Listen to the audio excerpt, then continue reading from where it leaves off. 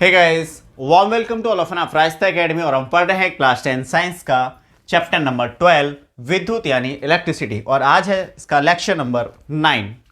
आज का ये जो सेशन है वो क्वेश्चन आंसर सेशन है और दूसरा क्वेश्चन आंसर सेशन है बेटा। एक क्वेश्चन आंसर सेशन हम कर चुके हैं और इसके कई सारे क्वेश्चन आंसर सेशन बढ़ने वाले हैं, क्योंकि बोर्ड में इससे क्वेश्चन आंसर ज़्यादा है और न्यूमेरिकल एक तरह से मैं कहूँ कि बहुत ज़्यादा इससे आते हैं। ठीक है, तो स्टार्ट करने से पहले मैं वही आपसे बोलूँगा कि भाई एनसीईआरटी बुक अपनी निकाल लीजिए और साथ में कॉपी पेन भी निकाल लीजिए। ठीक है, जिससे आपको कोई थोड़ी सी भी दिक्कत आएगी तो आप कैलकुलेशन या कुछ खुद से करके भी देख सकते हैं। बाकी स्क्रीनशॉट तो आप साथ के साथ ले लेना।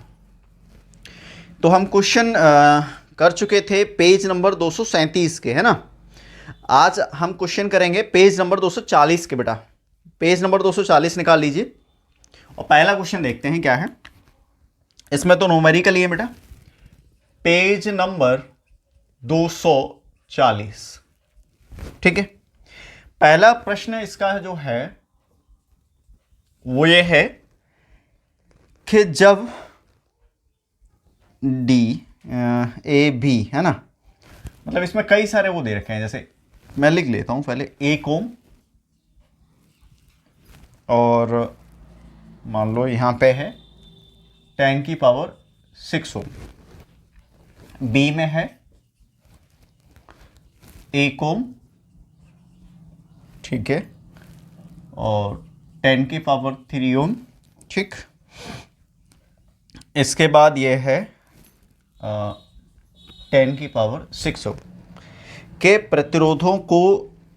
प्रतिरोध जो है वो पार्श्व क्रम में संयोजित किए जाएं तो इनके तुल्य प्रतिरोध के संबंध में आप क्या निर्णय लेंगे।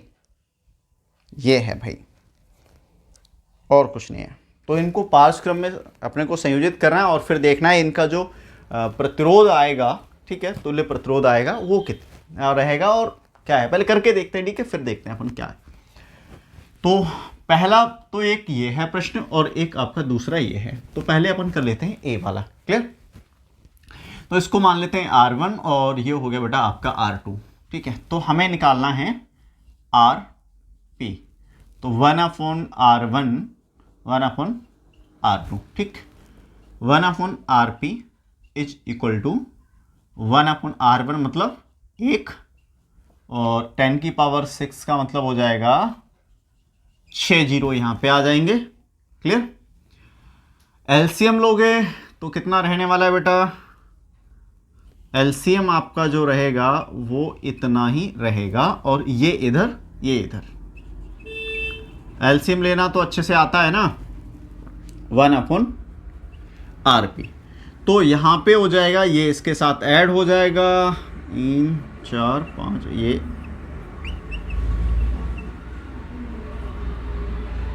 ठीक। अपने को निकालना है तुल्य प्रतिरोध यानी आरपी। तो ये सारी वैल्यू पलट जाएंगे, क्रॉस मल्टीप्लाई भी कर सकते हो, फिर भी आपका आ जाएगा।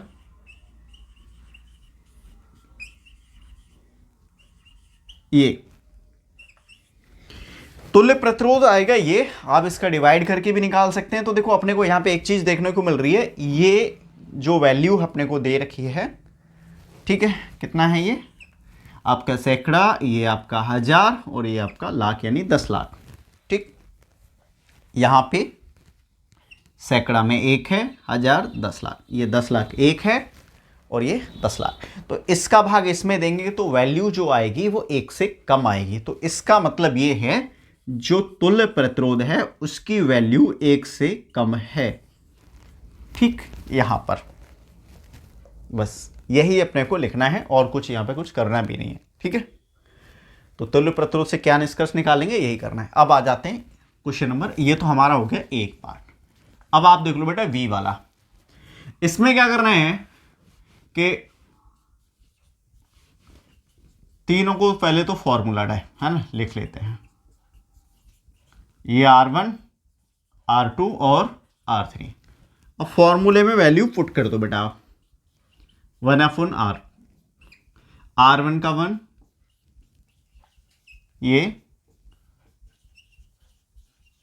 ये हो गया। एलसीएम आपको सबको पता है, यही आने वाला है, सबसे बड़ी संख्या है और सबका भाग चला जाएगा इसमें। ठीक, यहां पर 6, यहां पर 3 और यहां पर 1, और ये आ गया 1/RP। अब इनको ऐड करना है। मैं बहुत सिंपल तरीके से बताऊंगा क्योंकि यहां पे आप क्या है गलती करते हो, ठीक है, क्योंकि आप 10th क्लास के स्टूडेंट हो, मैं उसी हिसाब से आपको चीज़ें बता रहा हूं। तो आपको एक काम करना है, पहले तो ये 10 लाख लिख लेना है, हो गया। अब यहां पे ये 1 2 3 ये हो गया, और फिर ये सिंपल तरीके से जोड़िए। देखो ये 1 आ गया, यहाँ पे 0, ये 0, यहाँ 1, ये 0, ये आप इसको लिख लीजिए 1001, ये 1/RP। अगर RP फाइंड करना है आपको तो ऊपर नीचे हो जाएंगे। अब यहां भी सेम सिचुएशन हो रही है, देखो यहां भी RP का मान 1 से कम था, और यहां भी अगर आप इसका भाग दोगे तो ये छोटी संख्या ये बड़ी है, तो RP का जो मान आएगा वो 1 से कम आएगा। तो यही अपने को करना है, और इसमें कुछ खास करना नहीं है। आप स्क्रीनशॉट ले लीजिए इस क्वेश्चन का, ठीक है। कोई भी दिक्कत हो तो आप कमेंट बॉक्स में कमेंट कर दीजिए, बाकी मैं अगला क्वेश्चन देख लेता हूं, आप स्क्रीनशॉट ले लो। ठीक है, अगला क्वेश्चन।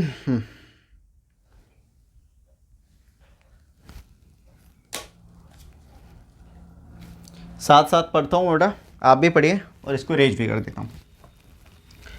क्वेश्चन है कि 100 ओम का एक विद्युत बल्ब है और 50 ओम का एक विद्युत टोस्टर भी है, तथा 500 ओम का एक जल फिल्टर है।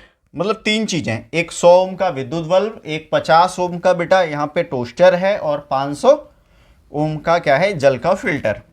220 वोल्ट के विद्युत स्रोत से ये तीनों जुड़े हुए हैं, ठीक है। यानी करंट कितना मिल रहा है, 220 वोल्ट, ठीक, इससे जुड़े हुए हैं। और सामान्यतः हमारे घरों में आता भी यही है, 220 वोल्ट और 50 हर्ट्ज वाला, है ना। अब से पार्श्व क्रम में जुड़े हुए हैं, ठीक है। उस विद्युत स्त्री का प्रतिरोध क्या होगा जिसे यदि समान स्रोत के साथ संयोजित कर दें तो वह इतनी ही विद्युत धारा लेती है।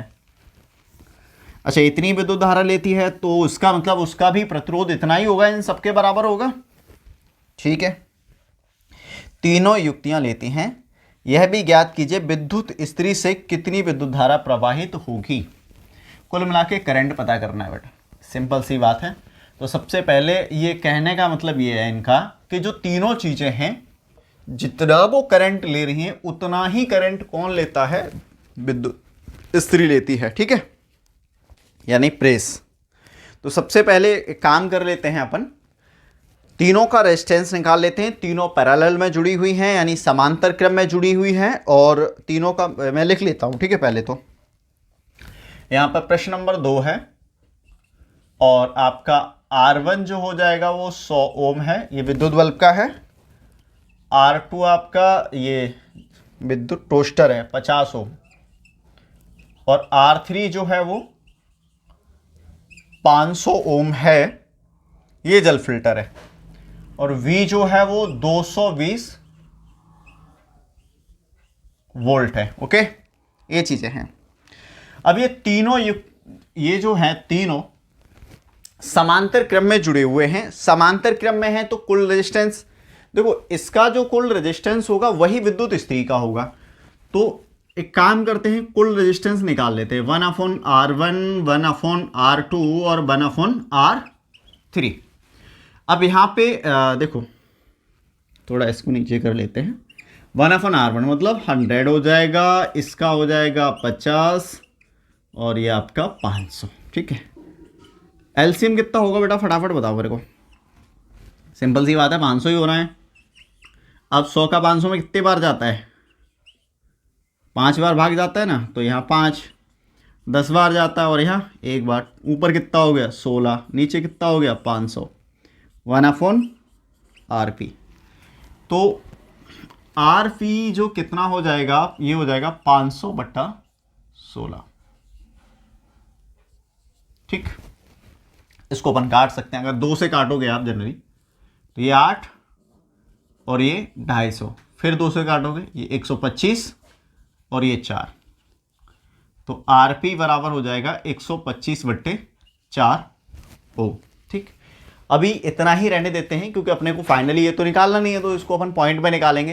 तो अपने को निकालना है करंट कितना लिया जा रहा है। ठीक है, तो कुल मिला के इन तीनों का जो रेजिस्टेंस है वही किसका, उतना ही रेजिस्टेंस किसका है, विद्युत स्त्री जो है यानी प्रेस का भी उतना ही है बेटा प्रतिरोध। तो वो धारा कितनी लेगी, उसको भी हम 220 वोल्ट से, तो धारा जो लेगी प्रेस वो इन तीनों के बराबर ही तो धारा लेगी जो ये तीनों ले रहे होंगे। ठीक है, तो यहां पे आरपी हम निकाल चुके हैं, तो आई बराबर क्या होगा, V/R। V कितना है 220 वोल्ट और यहां पे आ जाएगा 125/4, 4 आपका ऊपर जाएगा 220 × 4 और ये 125। आप डिवाइड करेंगे, सॉल्व करेंगे, आपको आंसर आपका मिल जाएगा। ठीक है, ये आपको करना है बस, आगे का स्क्रीनशॉट ले लीजिए। बाकी नेक्स्ट क्वेश्चन देखते हैं अपन। ठीक,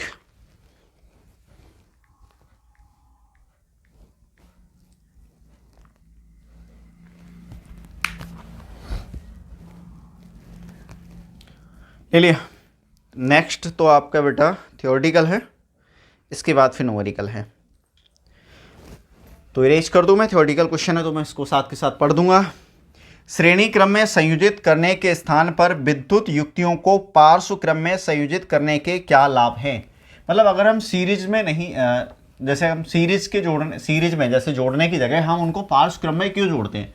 देखो, अगर सीरीज में आप जोड़ोगे चीज़ों को, ठीक है, तो एक बल्ब अगर फ्यूज हुआ तो आगे के जितने भी बल्ब लगे हुए हैं, जैसे आपने बल्बों को जोड़ रखा है, तो सारे बल्ब क्या हो जाएंगे, बंद हो जाएंगे। और सीरीज में यही सबसे बड़ा एक तो नुकसान है। ठीक है, दूसरा हम ऐसे कह सकते हैं कि पार्श्व क्रम में अगर हमने जोड़ा है तो उसमें हम क्या कर सकते हैं, जिसको चाहे उसको बंद कर सकते हैं, लेकिन सीरीज में नहीं हो सकता भाई। मान लो हमें एक बल्ब जलाना है, लास्ट वाला ही, तो हम उसको नहीं जला सकते हैं। पार्श्व क्रम में आप जला सकते हो, जैसे मान लो इस तरह से हमारे सीरीज में एक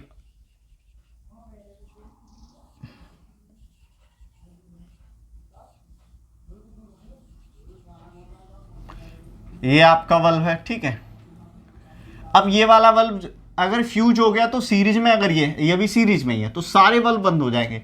अब मान लो हमें ये जलाना है तो नहीं जला सकते इसको। ठीक, इनको नहीं, अगर इनको बंद करेंगे, इनको बंद करना है, इसको जलाना है, ऐसा पॉसिबल नहीं है। ठीक है, लेकिन समांतर क्रम में क्या होता है, जिसको जलाना है उसको हम जला सकते हैं, जिसको बंद करना है उसको हम बंद कर सकते हैं। ठीक है, तो श्रेणी क्रम में संयोजित करने के स्थान पर वैद्युत युक्तियों को पार्श्व क्रम में संयोजित करने के क्या लाभ हैं, कई सारी चीज़ें आप लिख सकते हो।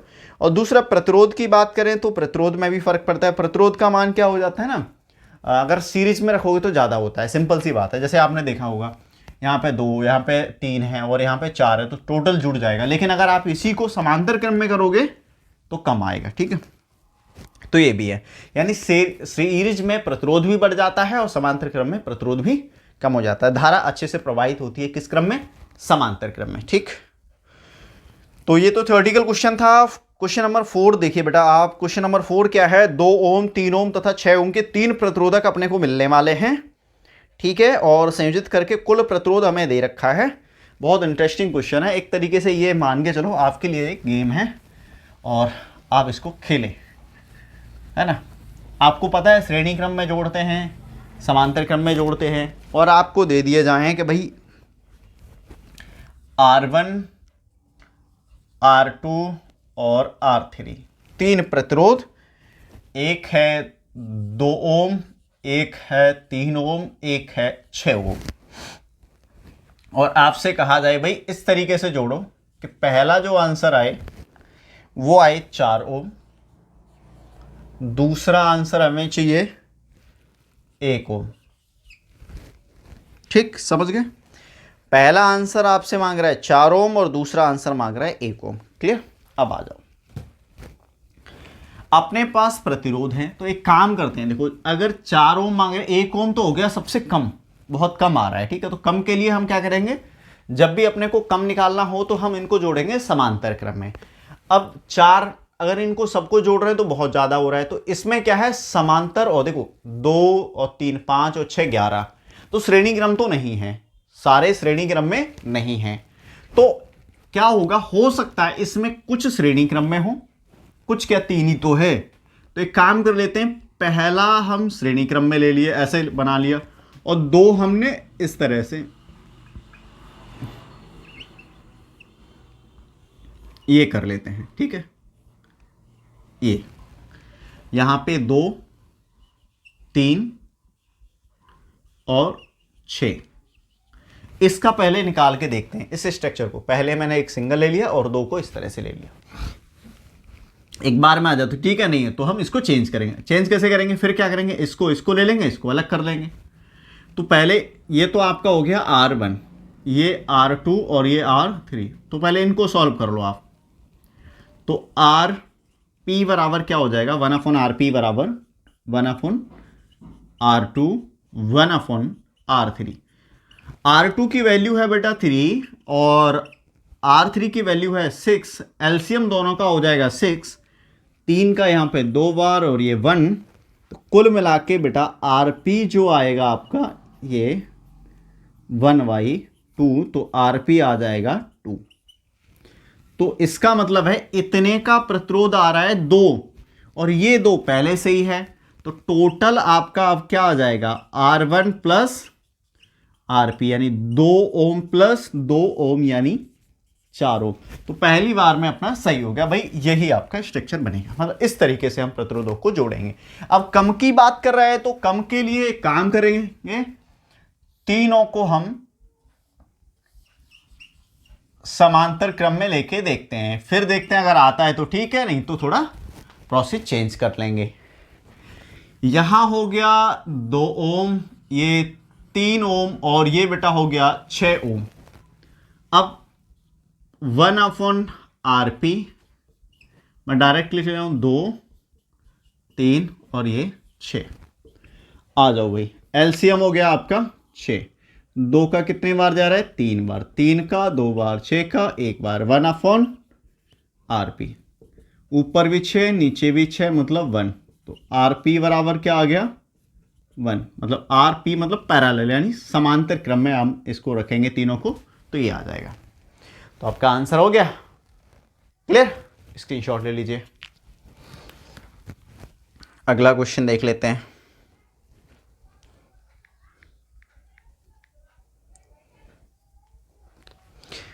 अगला क्वेश्चन ये है कि 4 8 12 तथा 24 ओम के प्रतिरोधक की 4 कुंडलियों को किस प्रकार संयोजित करें कि अधिकतम के लिए सीरीज में जोड़ देना है सबको, ठीक है। मतलब सीरीज में जोड़ेंगे तो 1 by 1 सारे जुड़ ही जाएंगे, जैसे 4 8 12 12 दूनी 24 24 दूनी 48, आपका पहला आंसर हो जाएगा। निम्नतम प्रतिरोध प्राप्त हो, निम्नतम के लिए आपको सबको पैरेलल में जोड़ लेना है, ठीक है बेटा। किस में जोड़ना है, पैरेलल क्रम में जोड़ना है न्यूनतम के लिए, क्लियर। तो ये प्रश्न हम इस वीडियो में करेंगे, बाकी अपन नेक्स्ट वीडियो में करेंगे, ठीक। तो इस क्वेश्चन को कर जरूर लेना आप लोग, ठीक है। कोई दिक्कत हो तो बताना मेरे को, सिंपल है। पहले तो आपको सीरीज में जोड़ना है सभी को और फिर पैरेलल यानी समांतर क्रम में जोड़ना है, आपका आंसर आ जाएगा, ठीक। तो बेटा मिलते हैं नेक्स्ट वीडियो में, तब तक के लिए बाय बाय।